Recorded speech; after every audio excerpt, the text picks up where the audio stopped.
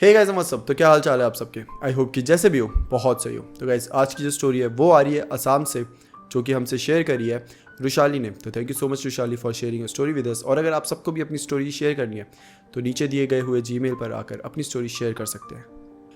रुशाली जो कि अभी असम में ही 12th क्लास में पढ़ रही है। ये जो स्टोरी है ये तब की है जब रुशाली 5th क्लास में हुआ करती थी। रुशाली के जो नाना जी थे उनकी उस टाइम पे तबीयत थोड़ी थोड़ी ख़राब होने लगी थी। सबको लगता था कि बूढ़े हो रहे हैं, उस वजह से हो रहा है। तो ऐसा नहीं है कि सबने इग्नोर किया, ध्यान सब देते थे। बट हाँ ये है कि एज के साथ ये सारी चीज़ें होना थोड़ा सा कॉमन है, आम बात है। तो इतनी टेंशन वाली बात नहीं थी। बट एक फिर ऐसा दिन आता है जब नाना जी की एक्चुअल में बहुत सीरियस हालत हो जाती है। और जब उनकी इतनी सीरियस कंडीशन हो जाती है तो उनको फिर असम के एक हॉस्पिटल में एडमिट कर दिया जाता है। जब ये बात फैलती है तो सारे रिश्तेदार उस हॉस्पिटल में आ जाते हैं। डॉक्टर्स वहाँ पे अपने टेस्ट ले रहे होते हैं, सब कुछ देख रहे होते हैं कि क्या सही है क्या गलत है। और यहाँ पे सारे रिलेटिव्स खड़े हो गए हैं, मतलब कि हॉस्पिटल के बाहर ही। जो रुशाली है उसके घर में भी काफ़ी वैसा माहौल हो जाता है। मतलब ऑब्वियसली किसी की तबीयत ख़राब हो तो कैसा सा माहौल हो जाता है, वैसा हो गया होता है। और फिर जब डॉक्टर पूरे टेस्ट वेस्ट लेके आते हैं तो फिर वो फाइनली बताते हैं कि रुशाली के नाना जी को कैंसर हुआ है। ये सुन के हर कोई बहुत ज़्यादा हैरान और बहुत ज़्यादा शॉक हो जाता है कि मतलब एकदम से कैंसर कैसे हो सकता है। हर कोई सिर्फ भगवान से प्रे कर रहा होता है कि कुछ भी हो जाए, भगवान जी प्लीज़ नाना जी की तबीयत को सही रखना और कुछ मत होने देना। और तब डॉक्टर बोलते हैं कि इनकी फर्दर ट्रीटमेंट के लिए इन्हें यहीं एडमिट रखना पड़ेगा आपको। रुशाली के नाना जी का जो वार्ड था उसे वो मतलब ग्राउंड फ्लोर में था और हर बार वहाँ कोई ना कोई बारी बारी रुकता था। आज रुशाली की मॉम रुक गई तो पूरी रात वो रहेंगी, फिर अगले दिन मासी जी आ जाएंगी वो रहेंगी, अगले दिन मामा जी आ जाएंगे। तो ऐसे ही एक दिन कोई और, अगले दिन कोई और, ऐसे चलता रहता था रोटेशन में। तो अब रुशाली की जो छोटी मौसी है, रुशाली और उसका एक कज़न है, इन दोनों की छोटी मौसी से बहुत बनती है। तो जब इनकी बारी आई रुकने की तो ये हॉस्पिटल जा रही थी। तो यहाँ पे रुशाली और कज़न ने भी जिद करना चालू कर दी कि हम भी जाएंगे, हम भी रुकेंगे, हम भी नाना जी के पास ही रुकेंगे। सबने मना किया कि तुम क्या करोगे, पूरे रात पागल हो गया, नहीं कोई नहीं जाएगा। बट ये लोग अपनी जिद पे अड़े रहे कि नहीं नहीं नहीं हम जाएंगे हम जाएंगे, हमें नाना जी से मिलना है, ये वो करके। और इनकी बहुत ज़्यादा जिद करने पर सबने बोला कि ठीक है इन्हें भी साथ ले जाओ। और जो छोटी मौसी जी होती है वो इन दोनों को अपने साथ हॉस्पिटल ले जाती है। अब जब ये सब जाते हैं तब तो वहाँ पे और लोग भी होते हैं, बट जैसे जैसे रात होती है लोग कम होते रहते हैं। और अब रात के 9:15 हो गए, सब वहाँ से जा चुके हैं। जो भी वहाँ पे थे, मम्मी थी, मौसी जी थी, मामा जी, सब वहाँ से जा चुके हैं। अब हॉस्पिटल में सिर्फ ये रुशाली का कज़न और जो छोटी मौसी जी है वो है। और अब रुशाली और उसका कज़न बोर हो रहे हैं, वही छोटे बच्चे थे, जिद करके आ तो गए। बट अब क्या करें, कुछ करने को ही नहीं है, बस खाली बैठे बैठे बोर हो रहे हैं। तो इन्होंने सोचा कि क्यों ना हम ऐसे थोड़ा एक्सप्लोर करते हैं, आगे पीछे घूमते देखते हैं क्या है आगे पीछे। और ऐसे ही बोल के ये दोनों निकल गए। अब नाना जी जहाँ पर थे वो था ग्राउंड फ्लोर और ये लोग अब फर्स्ट फ्लोर पे चले गए हैं और वहीं पे एक्सप्लोर कर रहे हैं, यहाँ वहाँ घूम रहे हैं। जब ये फर्स्ट फ्लोर पर जाते हैं तो वहाँ देखते हैं, वहाँ पे नॉर्मली ऐसे वार्ड होते हैं, नर्सिस होती है, कुछ वहाँ पे पेशेंट्स होते हैं। और फिर ये इस साइड से फर्स्ट फ्लोर पे चढ़ते हैं, पूरा ऐसे घूमते हैं। और इस साइड एक कोने में बिल्कुल आइसोलेटेड सी जगह है जहाँ पे ना तो कोई, कुछ भी नहीं है, वहाँ पे लाइट भी नहीं है, ऐसा समझ लो बहुत डिम सी लाइट है, कोई पेशेंट कोई नर्स कुछ नहीं है। ये लोग सोचते हैं चलो वहाँ चलते हैं और फिर ये धीरे धीरे अब उस साइड जा रहे हैं। और एक टाइम आता है जब ये वहाँ पे पहुँच जाते हैं। अब यहाँ से ऐसे सीधा जा रहा है, मतलब ये ऐसे ऐसे है ना हॉस्पिटल, तो ये इन्होंने क्रॉस कर लिया। अब यहाँ से इस साइड जा रहे हैं और ये देख रहे हैं कि आगे की साइड कुछ भी नहीं है, बिल्कुल एकदम अंधेरा सा, बहुत हल्की सी लाइट होगी और इंसान तो मतलब दिख ही नहीं रहा कोई उस साइड में। और जो वहाँ पे वार्ड है लग नहीं रहा वहाँ पे कोई पेशेंट या कुछ है, ऐसा लग रहा है कि वो मतलब खाली ही पड़ा हुआ है। ये दोनों भी वैसे ही निकल जाते हैं कि चलो वहाँ पे भी चल के देख लेते हैं आखिर क्या है। और ये अब सामने सामने चले जा रहे हैं। जब ये वहाँ पे जा रहे थे ना तो इन्हें बड़ा अजीब सा लग रहा था, बहुत ठंड सी लग रही थी, कुछ अच्छी सी वाइब नहीं आ रही थी। तभी इनके सामने एक औरत आती है जिसने साड़ी पहनी होती है और माथे में एक बड़ी सी बिंदी होती है। और वो इन्हें बोलती है कि बच्चों आगे मत जाओ, आगे खतरा है, वापस चले जाओ, आगे मत जाओ, आगे खतरा है। वेल ये दोनों एक दूसरे को देख रहे हैं कि ये आंटी कौन है और हमें ऐसा क्यों बोल रही है। वो जो औरत होती है वो अब चले जाती है पीछे। तो ये लोग फिर से एक बार देखते हैं कि कौन थी आंटी, और जैसे पीछे मुड़कर देखते हैं ये देखते हैं कि पीछे कोई आंटी नहीं है, वो गायब है। मतलब इतने कम टाइम में वो कहाँ चले गई इन्हें पता नहीं चलता। हो सकता है कि ये दोनों आपस में ज़्यादा बातें कर ली हो या इन्होंने ध्यान ना दिया हो तो वो चली गई हूँ, छोड़ो आंटी ने बोला है, हम तो बच्चे हैं, हम कहाँ मानेंगे सारी चीज़ें। और ये सोचकर ये दोनों वही करते हैं जो करने के लिए मना किया था, निकल पड़ते हैं आगे की तरफ। फिर ये एकदम एंड की तरफ जाने लग गए और ये देखते हैं कि वहाँ पे एक कमरा है। तो ये सोचते हैं कि चलो वहाँ जाके देख लेते हैं आखिर है क्या। तो जो दूसरा कज़न होता है, रुशाली का जो कज़न होता है, वो बोलता है कि मैं यहाँ खड़े होकर देखता हूँ कोई आ तो नहीं रहा, कोई आएगा तो मैं तेरे को बता दूंगा, ठीक है। और ये बोलती है हाँ तू ऐसा कर और मैं अंदर जाके देखती हूँ क्या है। तो ये जाती है और ये उस रूम को ऐसे खोल देती है। जैसे ये रूम खोलती है इसे बहुत गंदी सी बदबू आने लग जाती है और फिर रुशाली जब रूम के अंदर देखती है तो उसको रियलाइज़ होता है कि ये कोई वार्ड नहीं है, ये कोई नॉर्मल रूम नहीं है, ये एक मुर्दा घर है जहाँ पे लोगों की मरने के बाद जो बॉडीज़ होती है वो रखी जाती है। रुशाली देख रही है कि बहुत सारे स्ट्रेचर उस रूम में रखे हुए हैं, सबके ऊपर ऐसे चादर सी ढकी हुई है, बॉडीज़ थी सारी, तो उन्हें ढका होता है। और रुशाली जब ये सब देख रही है तो उसे एक चीज़ दिखती है कि एकदम से एक स्ट्रेचर में से एक बॉडी ऐसे उठ गई है, वो लिटरली उठ गई है और एकदम से हवा आई और उसका चादर जो उसके फेस पे पूरे चादर थी वो उड़ गई और वो पूरी एकदम जली हुई बॉडी थी, जैसे कि किसी के आग में जलकर मौत हुई हो। जैसे रुशाली ये देखती है वो बहुत ज़्यादा डर जाती है।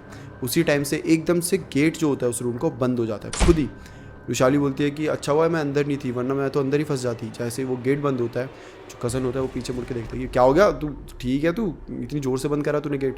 जिस पर रुशाली बोलती है भाई भाई भाई चल यहाँ से चल। और वो अभी बताया नहीं उसने, उस पर टाइम ही नहीं है बताने का, वो बस उसने हाथ पकड़ा है और बस भाग गई अपने कज़न को लेकर। कज़न रुशाली से पूछे जा रहा है कि भाई क्या हो गया, तू इतनी क्या हो गया, तू ठीक है, अभी तक तो तू बढ़िया ये कर रही थी, अब तू भाग रही है।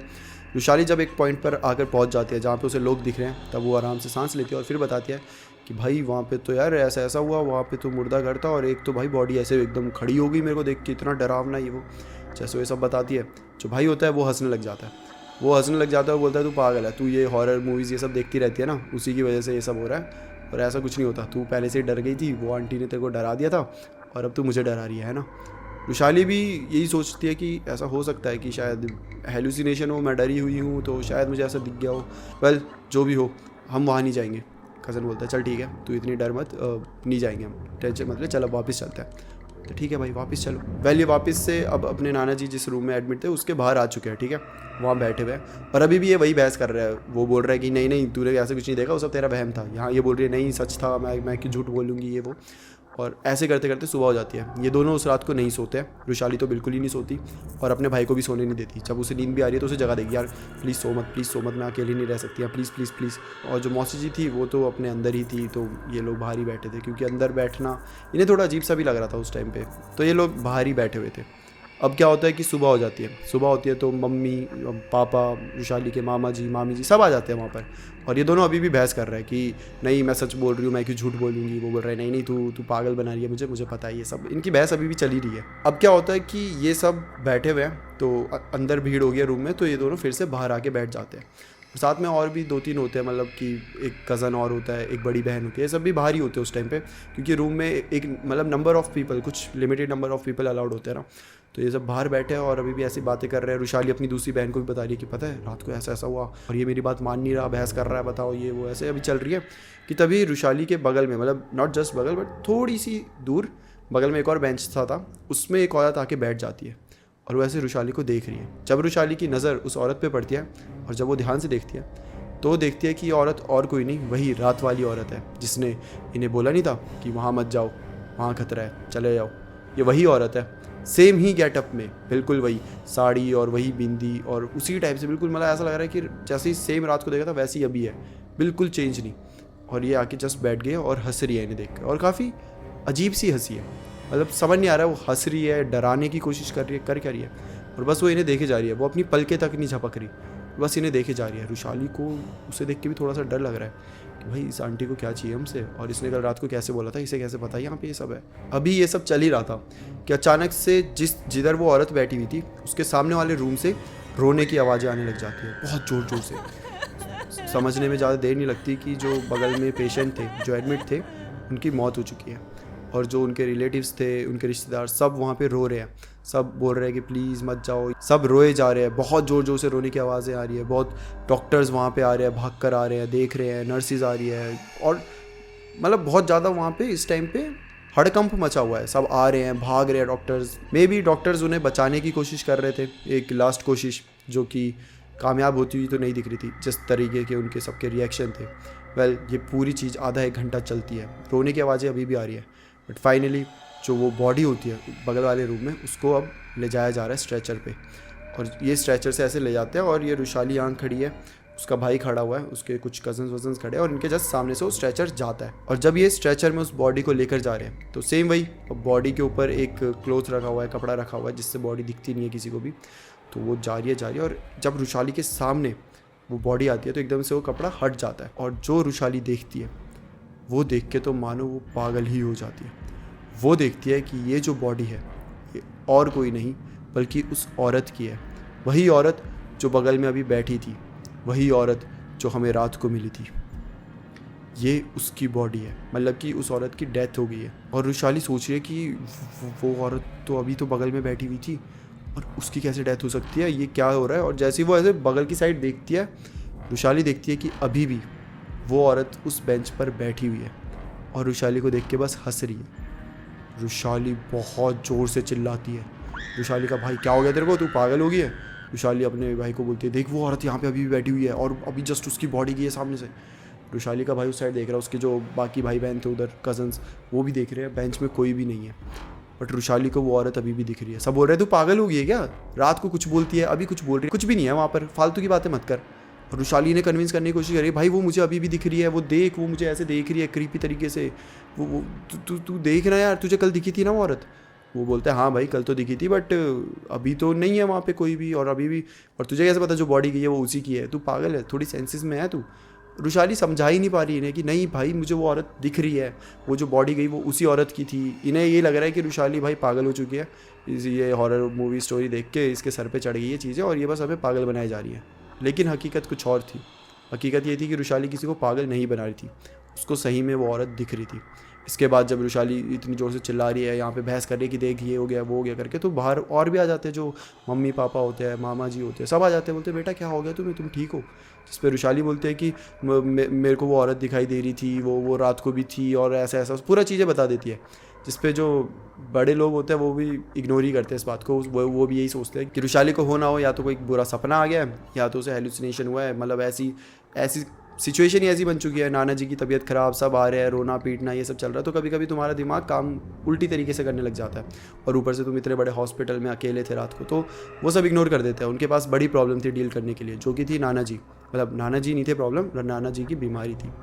तो वो सब जाते हैं और फिर नाना जी के पास ही बैठ जाते हैं। और यहाँ रुशाली अभी भी कन्विंस करने में लगी अपने भाइयों को कि भाई मान जा, मैं झूठ नहीं बोल रही, मेरे को क्या मिलेगा झूठ बोलकर। बट ये लोग कुछ भी नहीं मान रहे। थोड़ा टाइम होता है, जब मम्मी जी वापस हॉस्पिटल से जा रही होती है, रुशाली भी अब अपनी मम्मी के साथ वापस घर चले जाती है और फिर कसम खा लेती है कि जो भी हो मैं इस हॉस्पिटल में वापस नहीं आऊँगी। ये हॉस्पिटल में बहुत अजीब अजीब चीज़ें होती है, मैं तो कभी नहीं आने वाली।